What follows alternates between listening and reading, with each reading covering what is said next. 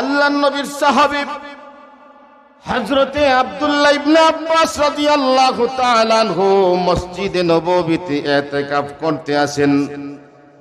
নবীজির জলিলুল কদর সাহাবী আব্দুল্লাহ ইবনে আব্বাস রাইসুল মুফাসসিরিন মসজিদে নববীতে নফল ইতিকাফ করতেছেন।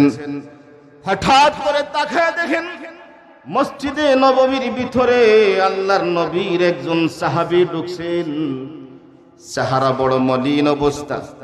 জিজ্ঞেস করতেছেন, ভাইজান এখন তো কোনো নামাজের সময় না, আপনি কেন মসজিদে আসলেন?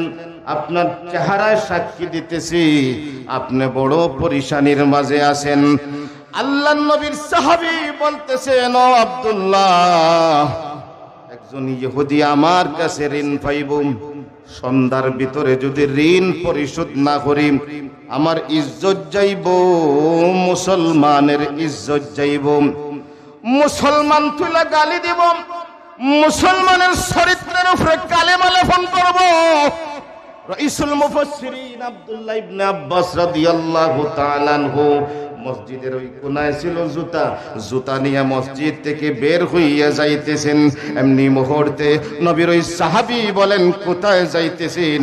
আব্দুল্লাহ ইবনে আব্বাস নবীর রওজা মোবারকের দিকে ইঙ্গিত দিয়ে বলেন, আমি ওই রওজাওয়ালার জবান মোবারক থেকে শুনছি, কোন মুসলমান যদি অন্য মুসলমানের উপকার করার জন্য ঘর থেকে বের হয়, নবীজির মসজিদে বসে 10 বছর ইতিকাফ করলে যেই সওয়াব হবে আসমানের মালিক আল্লাহ তারে দান করবে। মুসলমানের উপকার করার লাভ আছে না ক্ষতি আছে? আরে মুসলমানের উপকার না, আপনি একটা মখলুকের যদি সেবা করেন এর বিনিময়ে তো আল্লাহ জান্নাত দিতে পারে, ঠিক না বেঠিক? বুখারী শরীফের riwayat, বুখারী শরীফের riwayat, বেশ্যা মহিলা মরুভূমি দিয়ে রওনা দিছে। বেশ্যা মহিলা, বেশ্যা বুঝুননি, দেহ ব্যবসা করিয়া জীবন যাপন করে, দেহ ব্যবসা করিয়া জীবন যাপন করে। বেশ্যা মহিলা মরুভূমির মধ্য দিয়া রওনা দিছে। পানির পিপাসায় মহিলা তরতর করে কাঁপতেছে, পানির পিপাসায় মহিলা তরতর করে কাঁপতেছে। আল্লাহর ওই বান্দি পানি তালাশ করতেছি। বুখারী শরীফের riwayate বিশ্ব নবীজি আলোচনা করছে, পানির তালাশে মহিলা এদিক সেদিক ছুটাছুটি করছে। হঠাৎ করে তাকায় দেখে একটা কূপ আছে, ওই কূপের কাছে গেছে, যায় দেখে আল্লাহ তাআলার নিকৃষ্টতম একটা মখলুক কুকুর। ওই কুকুর পানি পান করার জন্য অর্ধ হাত জিহ্বা বাহির কইরা দিছে। পানি কূপের নিচে একটা মখলুক পানি পান করতে পারতেছে না। ওই মহিলা তার পা থেকে মোজা বাহির কইরা মোজার সাথে উড়নার একটা ফেস দিছে, ফেস দিয়া কুয়ার ভিতরে ছাড়ছে, পানি উঠছে। ওই বান্দি সর্বপ্রথম আল্লাহর একটা মখলুক, নিকৃষ্টতম মখলুককে পানি পান করাইছি। আসমানের মালিক আল্লাহ তাআলা বড় খুশি হয়েছেন। বিশ্ব নবীজি ফরমান, ওই মহিলা মারা গেছে, আল্লাহ তাআলা তার প্রতি খুশি হইয়া জান্নাত দান করছে। মানুষ সাথে একটা মখলুকের সেবা করলে তো আল্লাহ জান্নাত দিতে পারে, তখন ঠিক না বেঠিক? আমরা তো মানুষের সাথে প্রতারণা করি, করিনি না? করি না? মাথুন না কেন? কুরবানির হাট থেকে কুরবানি কিনছেন, দাফ দিতেছেন, রাস্তায় জিজ্ঞাসা করতেছেন, চাচা কত দিলই সই? বলে ভাই এবারের কুরবানি খুব জিতছি মানে কি, যে বেচছে আপনার কাছে তারে ঠকা দিছ। মাথুন না কেন আপনারা? জিতছেন মানে কি, যার কাছ থেকে লইছেন তারে কি দিছ? ঠকা দিছ। এরকম চলেনি না? চলে না? মাথুন না হেনে? এবারটা কৃষক মানুষ, গরিব মানুষ, একটা গরু ফালছে, তার হে নিজে ফালছে, তার বউরে আপনার কষ্ট দিছে, তার ভুড়িরে কষ্ট দিছে, আস্তা বষ্ট বৎসর একটা গরুর পিছনে মেহনত করছে, আর তুমি তারে ঠকাইয়া নিয়ে আইছো। নবীজির সাহাবীদের অবস্থা কি তালাশ করে দেখো। নবীর সাহাবী একটা গুড়া কিনছেন 300 দিরহাম দিয়ে বাজার থেকে। বিবি বলতেছেন, এটা কত দিয়ে কিনছেন? ওই 300 দিরহাম দিয়ে কিনছি। বিবি বলতেছেন, না তো এটা তো 600 দিরহামের গুড়া, আপনি 300 দিরহাম দিয়ে কেমনে আনলেন? সুবহানাল্লাহ। বলতেছেন তুমি তাই নাকি, এটা 600 দিরহামের গুড়া? হ্যাঁ এটা তো 600 দিরহামের গুড়া, আপনি 300 দিরহাম দিয়ে এমনি আনলেন। ওই গোডাউনের চাবি দাও। সুবহানাল্লাহ। ওই গোডাউনের চাবি দাও। চাবি নিয়ে গোডাউন খুলিয়া আরো 300 দিরহাম হাতে নিছে। কই একটু থামো আমি আই। সুবহানাল্লাহ। 300 দিরহাম নিয়ে গুড়ার মালিকের কাছে চলে যায়। গুড়ার মালিককে যায় বলে, রে গুড়ার মালিক, এই গুড়ার দাম 300 দিরহাম না, ওই গুড়ার দাম হইল 600 দিরহাম। আমার স্ত্রী সাক্ষী দিছে, তুমি তোমার টাকা নিয়ে যাও। আরো জোরে হইন। গেছে রাহাত, গুড়া লইয়া রাহাত গেছে। তো রাহাত তো আরো মানুষ আছে না, ওরা জিজ্ঞেস করে গুড়া কত দিলইছো? তোমারটা কত হয়েছে? ভাই আমারটা তো 400 দিরহাম। আর একজনে জিজ্ঞেস তোমারটা কত হয়েছে? ভাই আমারটা তো 600 দিরহাম। বলে কিতা হবা, 900 দিরহামের গুড়া লইয়া আইছো 600 দিরহাম দিয়ে, তো বেটারে ঠগাই আইছো। সুবহানাল্লাহ। হয়তো গুড়ার লাগামটা একটু ধরো, গুড়ার লাগামটা একটু কি ওরা ধরো, আমার একটু আইতে দাও। বাড়িতে গেছে, ওই বিবি গোডাউনের চাবি দাও। বলে কি তো হয়েছে? বলে আমার সাথী ভাইয়েরা সাক্ষী দিতেছে গুড়ার দাম 900 দিরহাম, তুমি 600 দিরহাম। আরো 300 দিরহাম হাতে নিছে। বাড়িতে গেছে, আপনার গুড়ার মালিকের কাছে গেছে। গুড়ার মালিকরে যাইয়া বলছে, ভাই আমার সাথীরা সাক্ষী দিছে এই গুড়ার দাম 900 দিরহাম, নেও আরো 300 দিরহাম। নবীর সাহাবীরা, নবীর সাহাবীরা সুবহানাল্লাহ। ওরা নিজে না খাইয়াও পড়তে খাওয়াইছে। আপনারা রেঙ্গার এলাকার মানুষ, অনেক মহিলা আছে, ওরা কিচ্ছু নাই। মোল্লা বেটা মাদ্রাসায় যাইতো, যাই একটা ডিম বেটারে বোনা করে দিলাম, আর তারা ডাইল দিয়ে খাইয়া ফেলছে। হতাখন ঠিক না বেঠিক? এই জাতীয় মানুষ রেঙ্গা এলাকাত আসেনি না নাই? কিয়ামতের দিন হাজে আইব, আইব নি না আইব না? হাকিমুল উম্মত থানবী, হাকিমুল উম্মত মুজাদ্দিদুল মিল্লাত শাহ আশরাফ আলী থানবী রাহমাতুল্লাহি আলাইহি লিখছেন, কিয়ামতের কঠিন ময়দানে যখন একজন আসামিকে আল্লাহর দরবারে হাজির করা হবে, আমার আল্লাহর দরবারে তার আমলনামা পেশ করা হবে, কোনো নেকি নাই, কোনো নেকি নাই। ফেরেশতারা 70 হাত জিঞ্জুর দিয়া টানা টানা তাকে জাহান্নামের দিকে নিয়ে যাবে। আমার আল্লাহর রহমতে জোশ মাইরা দিবে। সুবহানাল্লাহ। আমার আল্লাহর রহমতে জোশ মাইরা দিবে, বান্দারে কেমনে মাফ করবে। হঠাৎ করে ডাক দিবেন, ফেরেশতারা একটু থামো। ফেরেশতারা থামবে। মহান আল্লাহ জিজ্ঞেস করবেন, কিরে তোর আমল নামায় তো কোনো নেকি নাই? না মাবুদ, আমার আমল নামায় কোনো নেকি নাই। মহান আল্লাহ বলবেন, দুনিয়ার জিন্দেগিতে এমনও কি হয় নাই কোন আলেমকে খানা খাওয়াইছোস?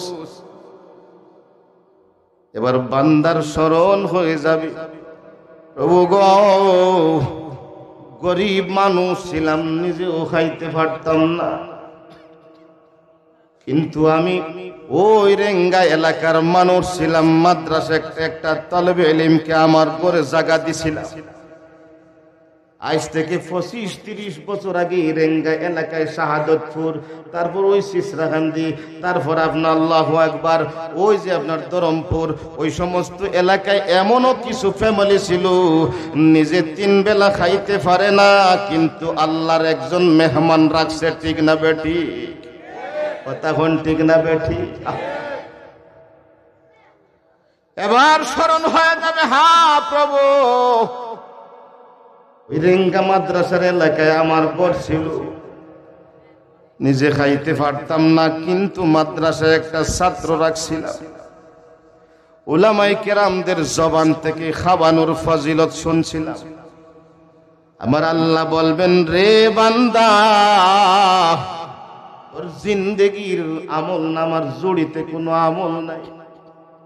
এমন একটা আমল আছে রে, যে আমল দিয়ে একটা মানুষের আলেম বানাইছোস, যা যা ওই আমলটারে ফজি বানায়া তোর জিন্দেগির গুনাহ মাফ কইরা আমি আল্লাহ তাআলা নিজ জিম্মাদারিতে জান্নাত দান করলাম। মুহতারাম হাজিরিন কিরাম, যে আয়াতখানা তেলাওয়াত করছি, মহান আল্লাহ তাআলা ওই আয়াত খানা নবীজির এমন একজন গরিব সাহাবীর হকে নাজিল করছে। মসজিদে নববীতে মেহমান আইছে। নবীজি মেহমান নিয়া রাতের খাবার খাইতেন, নবীর সাহাবীদেরকে মেহমান বন্টন করে দিতেন। অনেক দূর থেকে, শাম দেশ থেকে মেহমান আসছে মসজিদে নববীতে। আল্লাহর নবী, বিশ্ব নবী রাহমাতুল লিল আলামিন নবীর সাহাবীদেরকে ডাক দিলেন, সাহাবীরা রে, মেহমান আসছে, মেহমান নেও, রাতে খাবার খাওয়াও। আবু বকর সিদ্দিক একজন মেহমান নিয়ে গেলেন, ওমরে ফারুক একজন মেহমান নিয়ে গেলেন, নবীর সাহাবী হযরতে ওসমান গনি একজন মেহমান নিয়ে গেলেন, হযরতে আলী রাদিয়াল্লাহু তাআলা আনহু একজন মেহমান নিয়ে গেলেন, নবীজির সাহাবীরা একজন মেহমান নিয়ে গেলেন। হঠাৎ করে তাকায়া দেখেন একজন মেহমান বাকি আছে। নবীজি কাকে দিবেন চিন্তায় পড়ে গেলেন। তাকায়া দেখেন মহল্লার গরিব একজন সাহাবী আছে। আল্লাহর নবী তাকে ডাক দিলেন, রে সাহাবী, যাও ওই মেহমানকে নিয়ে বাড়ির মধ্যে যাও। নবীর ওই সাহাবী মেহমান নিয়ে বাড়িতে যাইতেছে আর চিন্তা করতেছে, নবীজি মেহমান দিছেন, ঘরে কি খাবার আছে নিজেও জানি না, তারপরেও বিশ্ব নবীজি মেহমান দিছেন। নবীর ওই সাহাবী মেহমান নিয়ে বাড়ির মধ্যে চলে যায়। মেহমানকে আলাদা একটা ঘরে রাখা বিবিকে বলে, বিবি গো, নবীজি মেহমান দিছেন, ঘরে কি কিছু আছে? বিবি বলতেছে, স্বামী গো, ঘরে কিছু নাই গো, তবে এমন পরিমাণ খাবার আছে যেই খাবারটুকু মেহমানকে খাওয়াইয়া দিলে আমরা 4 জন মানুষ ঘরের ভিতরে উপাস থাকতে পারি। নবীর সাহাবী বলেন, বিবি গো, আমরা একটা রাত্রি উপাস থাকবো গো, যদি একটা রাত্রি উপাস থাকতে পারি গো, মেহমানের মুখে হাসিটা ফুটাইয়া দিতে পারি গো, বিশ্ব নবীজির চারা খুশি হইয়া যাইব। নবী খুশি হইলে আল্লাহ খুশি, ঠিক না বেঠিক? বলেন এক কাজ করবাই, মেহমান তো আমারে না লইয়া খাইতো না, কাজ হইল আমি যখন মেহমান নিয়ে খানাতে বইমু ওই সময় বানা করিয়া বাতিটা নিবাই দিও। সুবহানাল্লাহ। বানা করিয়া বাতিটা কি হইল নিবাইয়া দিও, আর অন্ধকারের মধ্যে মেহমানকে সবটুকু খাবার খাওয়াইয়া দিবে। সুবহানাল্লাহ। হইনা দিবে রেঙ্গা এলাকার মানুষ সুবহানাল্লাহ বলি গেলেন আপনারা। আহারে সুবহানাল্লাহ হইলে সওয়াব হয় না গুনাহ হয়?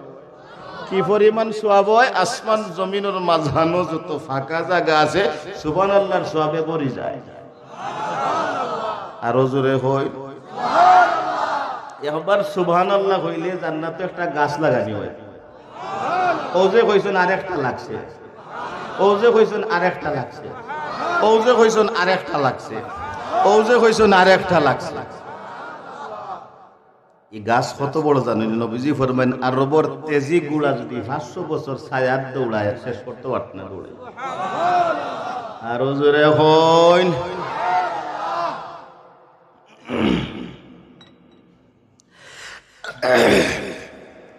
আল্লাহর নবীর ওই সাহাবী বিবিকে বলতেছেন, বিবি গো,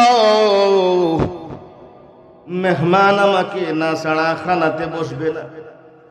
এগো বিবি, আমি মেহমানকে নিয়ে যখন খাবার মাঝে মাঝে বসবো, খাবারে যখন মেহমান নিয়ে বসবো তুমি বাতি নিবাইয়া দিও, অন্ধকারের মধ্যে মেহমানকে সব খাবার খাওয়াইয়া দিব। সুবহানাল্লাহ। কই যেমন খাজ তেমন কথা, যেমন খাজ। মেহমানকে নিয়ে খানাতে বসছেন, হঠাৎ করে বিবি বাতি নিবাইয়া দিছে। বাতি যখন নিবা গেছে, মেহমানের দিকে ঠেলাইয়া ঠেলাইয়া সবটুকু খাবার দিয়া দিছে। নিজে খায় নাই, নিজে খায় নাই, নিজে উপাস রয়েছে, ফ্যামিলির সমস্ত সদস্যদেরকে উপাস রাখছে, নিজে উপাস থাকছে, পরিবারের সকলকে উপাস রাখছে। মেহমান পেট ভরে খাইছে। রাতে মেহমানের ঘুম হইছে, ফজরের আজান হয়ে গেছে মসজিদে নববীতে। মধুর সুরে হযরতে বিলাল ফজরের আজান দিয়া দিছে। নবীর সাহাবীরা সকলেই মসজিদে নববীতে চলে যায়। নবীর ইমামতিতে মসজিদে নববীতে ইমামতি হইছে। নবীর সাহাবীরা মসজিদে নববীতে নামাজ পড়ছে। নামাজের পর নবীজি মেহমানদের খবর নিতে আসে। আবু বকর সিদ্দিকের মেহমানের খবর নিছেন, হযরতে ওমর ইবনুল খাত্তাবের মেহমানের খবর নিছেন, হযরতে উসমান গনি রাদিয়াল্লাহু তাআলা আনহুর মেহমানের খবর নিছেন, হযরতে আলী রাদিয়াল্লাহু তাআলা আনহুর মেহমানের খবর নিছেন। সমস্ত মেহমানদের যখন খবর শেষ হয়ে গেছে, নবীর ওই গরিব সাহাবীর মেহমানেরও নবীজি খবর নিতেছেন। জিজ্ঞাসা করেন, রে মেহমান, রাতে কি খাবার হইছে? ঘুম কি হইছে? জি হুজুর, পেট ভইরা রাতে খাবার খাইছি, রাত্রে কিন্তু আমার ঘুম হইছে। নবীজির চেহারায় হাসি ফুটে গেছে। আমার আল্লাহ খুশি হইয়া গেছে। আসমানের মালিক আল্লাহ জিবরাইল ফেরেশতা পাঠাইয়া দিয়েছে। সুবহানাল্লাহ। আমার নবী বিশ্ব নবী রাহমাতুল লিল আলামিন জিজ্ঞাসা করেন, জিবরাইল, এখন কেন আসলাম? এখন নবীজি রাতের অন্ধকারে যে কাণ্ড ঘটছে গো, ওই কাণ্ড মহান আল্লাহর অন্ধকারে রাখতে চায় না। পৃথিবীর সব চাইতে বড় আলো কোরআনের আলো, ওই অন্ধকারের ঘটনা কোরআনের ভিতরে ঢুকাইয়া দিতে চায়। আয়াত নাযিল হয়ে গেছে, ওয়ায়ুসিরুনা আলা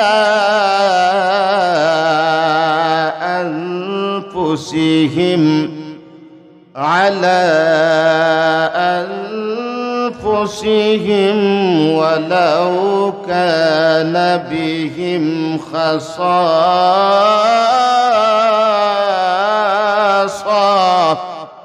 সুবহানাল্লাহ। রজুরে হয়। আল্লাহ বলেন, আমার আনসারীদের, আমার আনসার সাহাবীদের এমন বৈশিষ্ট্য গুণ হইল, নিজে না খাইয়া আরে বাইরে খাবাইয়া দে, নিজে না ফিন্দা আরে বাইরে ফিন্দাইয়া দে, নিজের উপরে অন্যকে অগ্রাধিকার দে। যদিও নিজে খাসাসার মধ্যে আছে, যদিও নিজে অভাবগ্রস্তর মধ্যে আছে, নিজের শরীরে পোশাক নাই, অন্যকে পোশাক দিয়া দে, নিজের ঘরে খাবার নাই, অন্যকে খাবার উঠাইয়া দে। মহান আল্লাহ তাআলা এভাবে নবীর আনসার সাহাবীদের প্রশংসা করছেন। এর জন্য বিশ্ব নবীজি বিপ্লবী ঘোষণা দিলেন, খায়রুন নাসে মান ইয়ানফাউন নাস। ফরমান, পৃথিবীর মধ্যে সর্বশ্রেষ্ঠ মানুষ হইল যারা মানুষের উপকার করে। দুইটা হাদিস আছে বাবা, কোনটা দুই হাদিসের গুণগত মান সমান। খায়রুকুম মান তাআল্লামাল কুরআনা ওয়া আল্লামা। নবীজি ফরমান, তোমাদের মধ্যে সর্বোত্তম ওই ব্যক্তি যে কোরআন শিখে অন্যরে শেখায়। ঠিক তেমনি ভাবে ওই গুণের ওই মানের আরেকটা হাদিস হইল, খায়রুন নাসি মান ইয়ানফাউন নাস। মানুষের মধ্যে সর্বোত্তম হইল ওই মানুষ যেই মানুষের উপকার করে। কোন সুবহানাল্লাহ। কিন্তু আমরা এখন উপকার করিনি, মাথুন না কেনে। আরে মুসলমানের চরিত্র এমন নিচে গেছে, আল্লাহু আকবার। মুসলমানের চরিত্র খারাপ, এর জন্য মুসলমানের কপালে আজকে শান্তি নাই।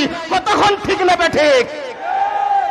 রওজাতুল আদব কিতাব উলামায়ে কেরাম জানেন, আমরা মাদ্রাসা শিক্ষাতে একটা কিতাব আছে, নহমির জামাতে পড়ালে রওজাতুল আদব। আপনারা যারা উলামায়ে কেরাম জানেন থইটা, রওজাতুল আদব একটা কিতাব আছে না নি?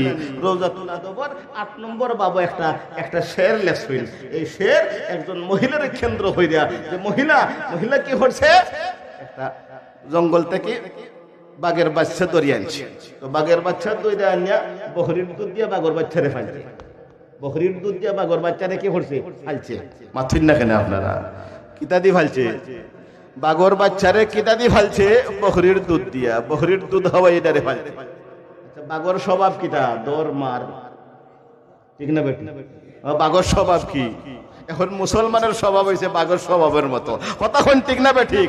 তারটা খাইব, অপরেরটাও ধরে মাইরা খাইব। কতক্ষণ ঠিক না বেঠিক? বেটি বাগর বাচ্চারে ফালছে। এখন বাঘ তো বড় হয়েছে, সাইয়া দেখছে শরীর তো এখন মাশাআল্লাহ ঠিকই আছে।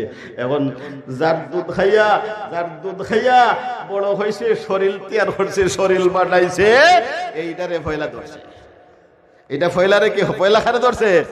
যার দুধ খাইয়া বড় হয়েছে এই বহরিরে ফয়লা ধরছে, গার মঠ খাইয়া বসছে। বুড়া মহিলা তো মহিলার বড় দরদ হয়েছে। হারে এত বড় নিমক হারামি, আমরা ওলামায়ে কেরাম নিমক হারাম না, যার বাড়ি খাই এদের জন্য মরণের আগ পর্যন্ত দোয়া করি। কথা হন ঠিক না বেঠি? আমরা রেঙ্গা এলাকাতে রইয়া গেছি, ও দোয়াত মাদ্রাসার যত দোয়া সব দোয়াত আপনারা শরীক হোক। সুবহানাল্লাহ, আরো জোরে হন সুবহানাল্লাহ।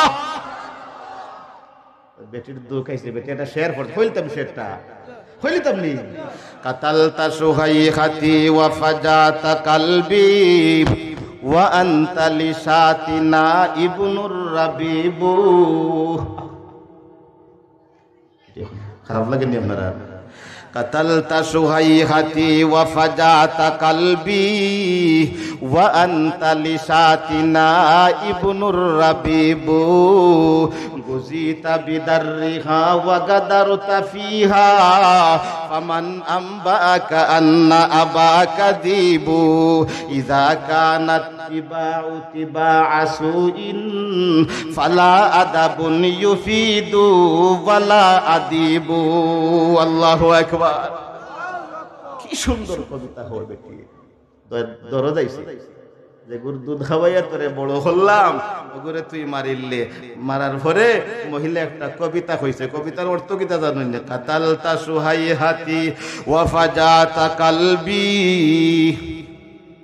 আমার প্রাণের প্রিয় বকরিরে হত্যা করিয়া আমার খলিজারে একবারে ভাঙ্গি লাইছ, আমার খলিজারে এফাট উপড় করে লাইছ, আমার খলিজারে সিবাই লাইছ।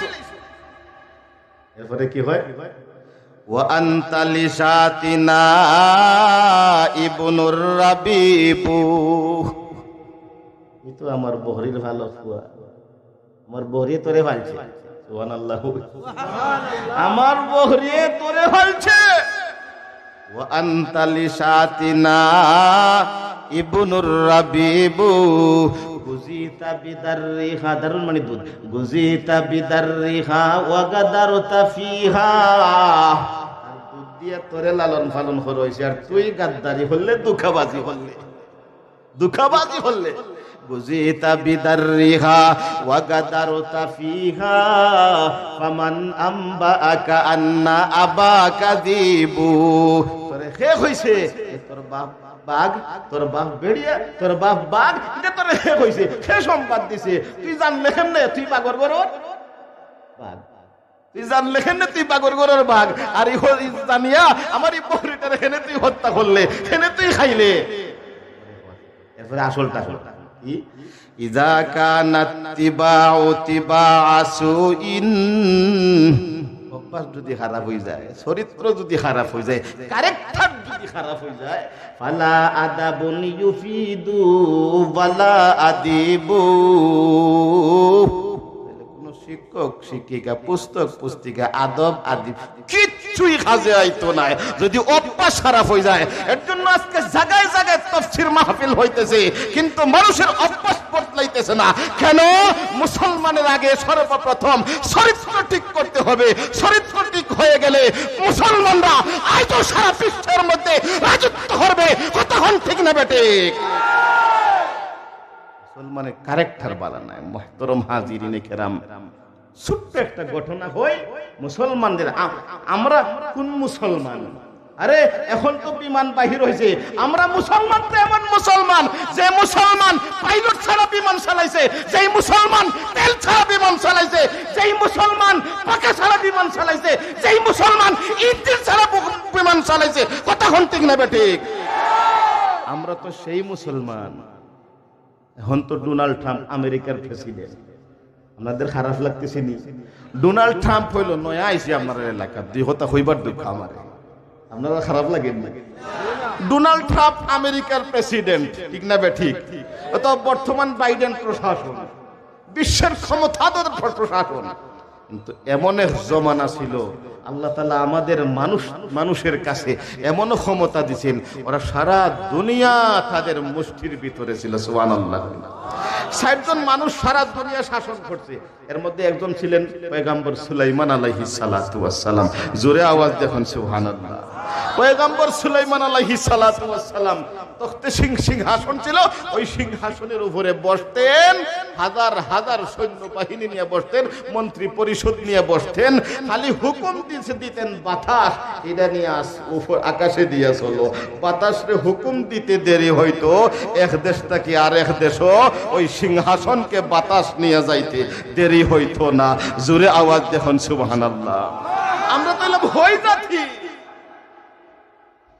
মুহতারাম হাজিরিন কিরাম, এক সময় বাগদাদ ছিল মদিনাতুল ইলমি ওয়াল আমালি, ইলম আর আমলের শহর ছিল বাগদাদ।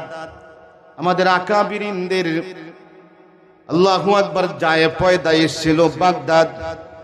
সমস্ত তাবেঈনরা কিবারে তাবেঈনরা বাগদাদের মধ্যে বসবাস করত। এক সময় এই শহরটাকে মদিনাতুল ইলমি ওয়াল আমল বলা হইতো। বাগদাদ নগরীতে বড় বড় তাবেঈনরা বসবাস করত। একদিন একজন ইহুদি মুসলমানদের ক্যারেক্টার জানার জন্য শুধু জানছে মুসলমানদের চরিত্র বড় ভালো, আমরা মুসলমানের চেহারা দেখেও হাজার হাজার কাফের মুসলমান হইছে।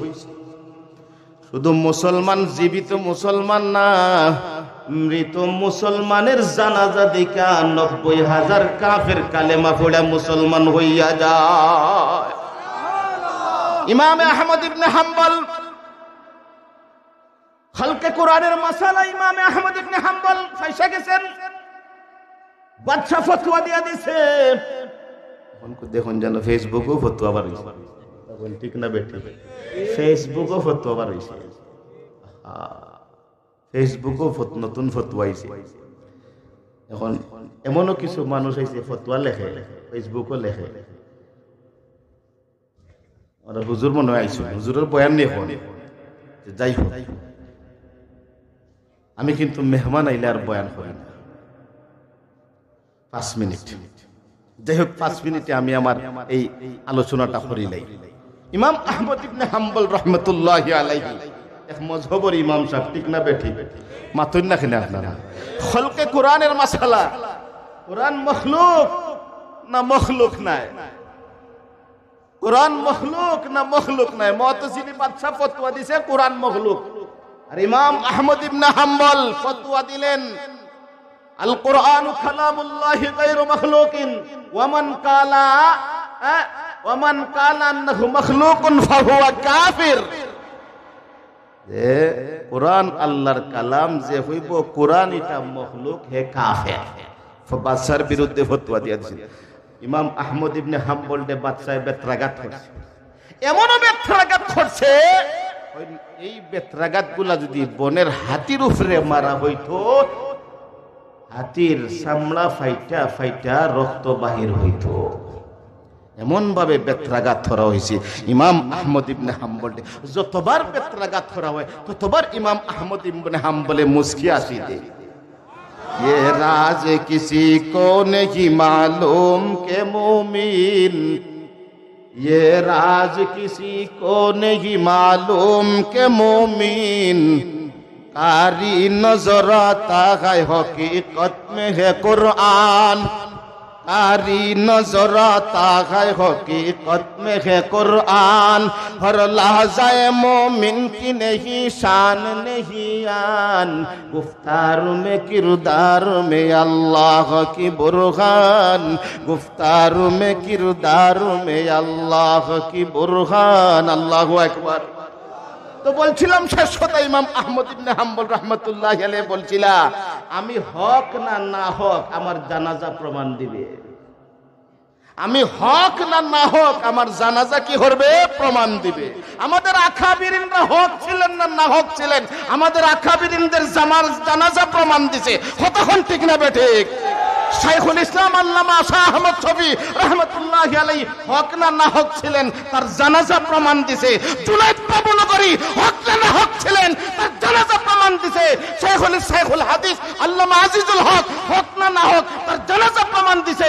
শাইখে গহরপুরি হক না নাহক তার জানাজা প্রমাণ দিছে। শাইখে রেঙ্গা হক না নাহক তার জানাজা প্রমাণ দিছে। শাইখে বরুণী হক না নাহক তার জানাজা প্রমাণ দিছে। শাইখে কাতিয়া হক না নাহক তার জানাজা প্রমাণ দিছে। ঠিক না বেঠিক? পরম হাজিরিনে কেরাম, ইমাম আহমদ ইবনে হাম্বল বলছিলেন আমি হক না না হোক আমার জানাজা প্রমাণ দিবে। আহমদ ইবনে হাম্বলের জানাজায় 9 লক্ষ মানুষ হয়েছিল। ওই সুবহানাল্লাহ আসতে হইল। ইমাম আহমদ ইবনে হাম্বলের জানাজায় কয় লক্ষ মানুষ হয়েছে? বাগদাদ শহরে মানুষের জায়গা হয় নাই, হাওরে নিচে মরুভূমির নিচে জানাজা। 90,000 খ্রিস্টান দৃশ্য দেখা একই বাক্যে কালেমা পড়ে মুসলমান হয়ে যায়। আমাদের আকাবিরিনদের জানাজা। মদিনাতুল ইলমি ওয়াল আমল আসিল বাগদাদ শহর। আইসে একজন ইহুদি পরীক্ষা করতে মুসলমানদের ক্যারেক্টার, মুসলমানদের চরিত্র। তো ঢুকছে মেহমানখানায়, 2 মিনিটে শেষ। মেহমানখানায় ঢুকছে, ঢুকে দেখা আরে মেহমানখানায় কিছুই নাই, চাদর নাই, বাতি নাই, খানা নাই, কিছুই নাই। তো একটা লিস্ট লেখছে কি আমার একটা বিছনা চাদর লাগবো, একটা মোমবাতি লাগবে, আর কিছু শুকনো খাবার লাগবে। একটা দোকানে গেছে, অন্ধকার রাত, দোকানও খোলা নাই, রাত 12টা হয়ে গেছে, দোকান তখন সবকিছু বন্ধ। গেছে এক দোকান দেখে দূরে 2টা দোকান খোলা। এক দোকানে নিয়ে লিস্টি দিছে, দোকানদার লিস্টি পড়ে বলতেছে ভাই সবকিছু আমার কাছে আছে, আপনার লিস্টির সবকিছুই আমার কাছে আছে, কিন্তু আপনার কাছে বেচতে পারবো না। ওই যে একটা পাশের দোকান আছে ওইখান থেকে নিয়ে আনেন। ইহুদি মনে করছে হয়তো মুসলমান চিনছে, আমি ইহুদির জন্য আমার কাছে বিক্রি করে নাই। যাক গেছে অপর দোকানে যাইয়া এগুলা কিনছে, তার মনে একটা কৌতূহল জাগছে আমার কাছে কেন বিক্রি করলো না। গেছে আবার ফিরত, এখন ভাই বুঝতে পারলাম না আমার কাছে কেন, আমার কাছে তো সবকিছু আছে কিন্তু টাকা দিলাম না, বাকিও না। ওই ভাই দেখো আমরা মুসলমান জাতি, আমি সকাল থেকে বিকাল পর্যন্ত এই পর্যন্ত বহুত ক্রয় বিক্রয় করছি, বেচা কিনা করছি, আমার ওই মুসলমান ভাই এখন পর্যন্ত একটা টাকা বেচতে পারে নাই। সুবহানাল্লাহ। আমার মুসলমান ভাই সকাল থেকে গভীর রাত পর্যন্ত হয়ে গেছে, একটা টাকাও বিক্রি করতে পারে নাই। মুসলমান ভাইকে বিক্রি করার জন্য একটু সুযোগ দিয়া দিলাম।